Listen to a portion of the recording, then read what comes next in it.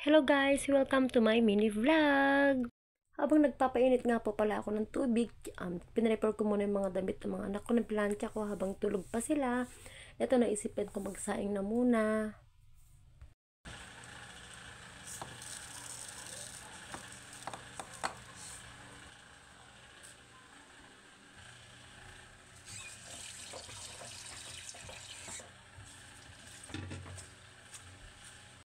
At dahil maagang gumising ang eabab na yan, as usual, umpisa na naman ang pagbabanat buto, pagsaing pala.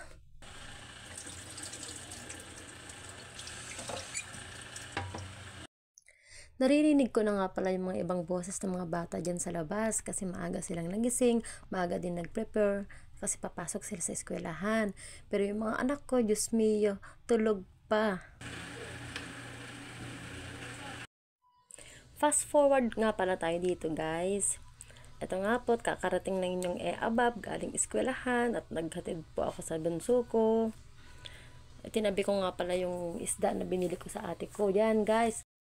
At dahil hindi pa nakapagkape ang eabab ninyo guys, eto tayo, magtimpla ulit tayo ng kape.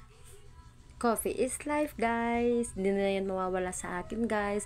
Parang ito na yung morning routine ko.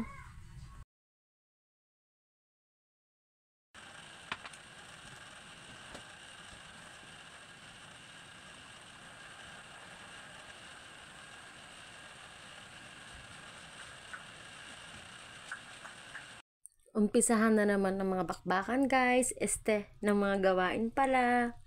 Inuna ko na nga palang hugasan yung mga pinagkainan namin dyan guys. Kasi minsan kasi sa gabi hindi na rin ako nakakapaghugas ng plato sa sobrang pagod ko na rin guys.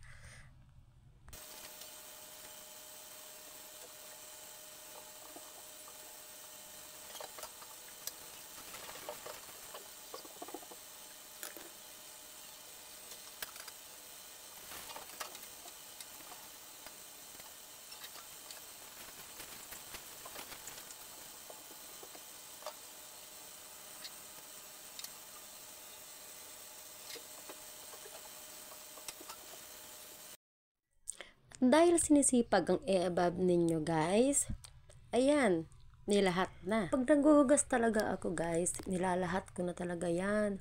Para naman sa ganun din na sayang sa tubig, sa sabon, at syempre para isahan na lang din lahat ng gawain.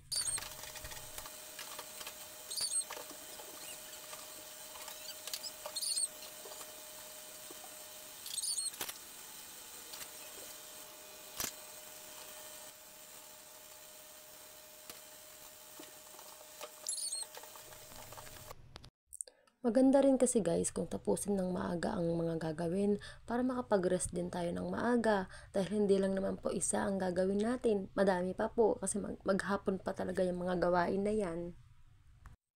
At dahil Wonder Woman tayo, nanay pala, kahit anong pagod yan, kinakaya na lang po natin yan guys.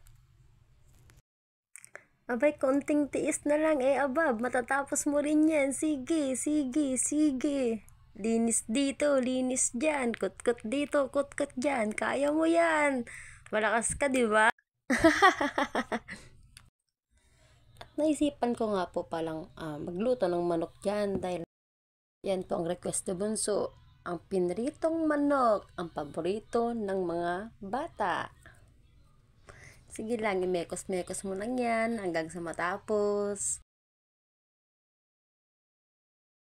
So, fast forward nga pala tayo guys. Ito guys, pinakain ko na muna ang aking binata kasi nga 12:45 nga pala ang pasok niyan guys. Kaya yan muna pinakain ko sa kanya. Itlog na lang muna at habang nag-aayusan yan guys, nagluluto na ako ng manok niyan guys. Para sa ganun, mamaya para makapag-ready na rin ako agad-agad. At ayan na nga guys, niluluto ko na nga pala dyan yung sauce niya, gravy. Kasi yan yung gustong-gusto ng aking bunso. Yung sauce na yan.